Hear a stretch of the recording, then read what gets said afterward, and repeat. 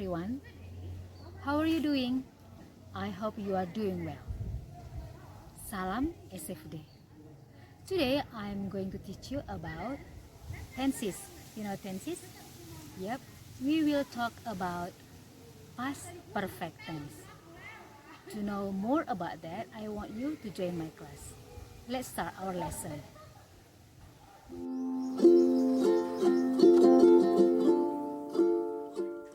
Hi everyone. Today we are going to learn about past perfect tense. What is past perfect tense? It expresses the idea that something occurred before another action in the past. It can also show that something happened before a specific time in the past. Apakah past perfect tense itu? Tenses yang menyatakan bahwa suatu peristiwa yang telah terjadi dan selesai di masa lalu.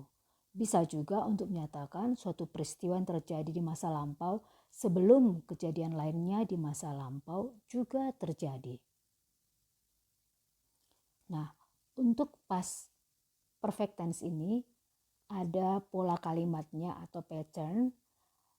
Yang pertama bentuk positif adalah subject plus had plus verb 3 atau past participle plus object or complement. Bentuk negatifnya subject diikuti had, diikuti not, diikuti oleh verb 3 atau past participle, diikuti oleh object atau complement.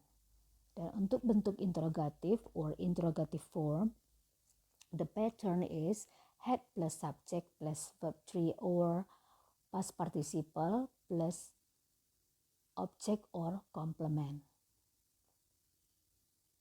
Okay, now look at the example for positive. I had invited her. Aku sudah mengundang dia. For the negative, I had not invited her. Saya belum mengundang dia. For interrogative form, had you invited her? Sudahkah kamu mengundang dia? Next. Keywords for past perfect tense. It is past perfect tense and is followed by before or by the time or when, and then it is followed by simple past tense.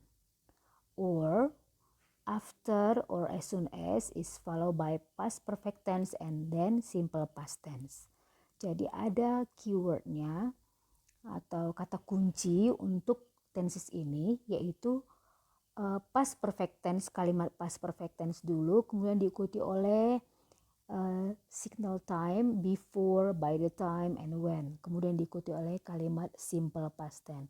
Atau bisa juga menggunakan signal time after or as soon as, kemudian diikuti oleh kalimat past perfect tense dan diikuti oleh kalimat simple past tense.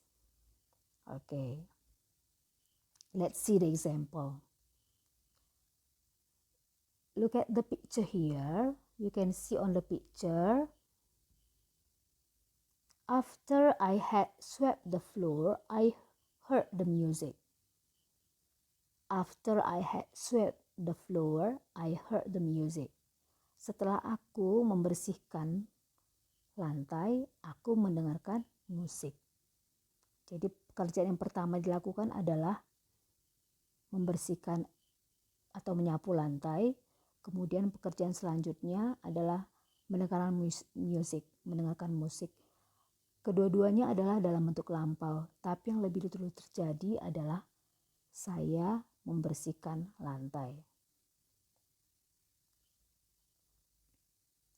So the first is swept the floor, and then after that heard the music. I had swept the floor before heard the music. Here another examples. Number 1, my dad had gone before I slept. Or before I slept, my dad had gone. Dari contoh ini bisa kita lihat peristiwa pertama adalah my dad had gone. Peristiwa kedua, I slept. Kedua-duanya merupakan peristiwa yang terjadi di masa lampau.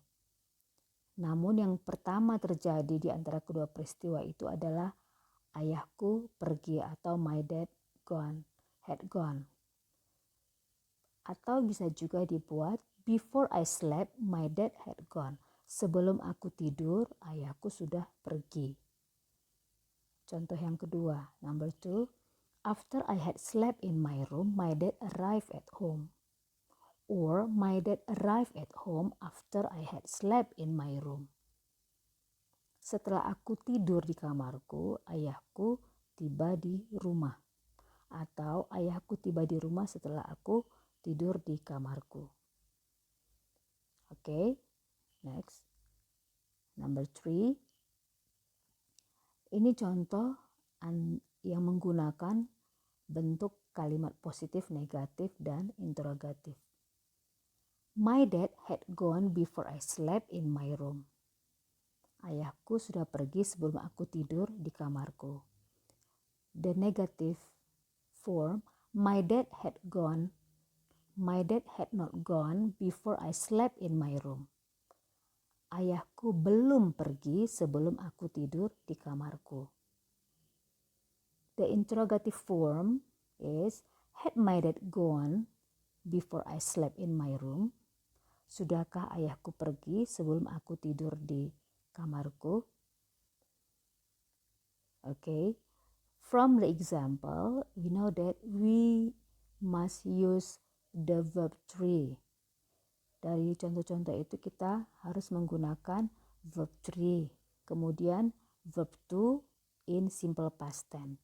So you must understand, you must know which one is verb 2 or past form, which one is verb 3 or past participle form. Okay, I think it is enough, and I hope you understand about this topic, and after that you can do the exercise and send it in Google Classroom. And thank you for your attention. Till then.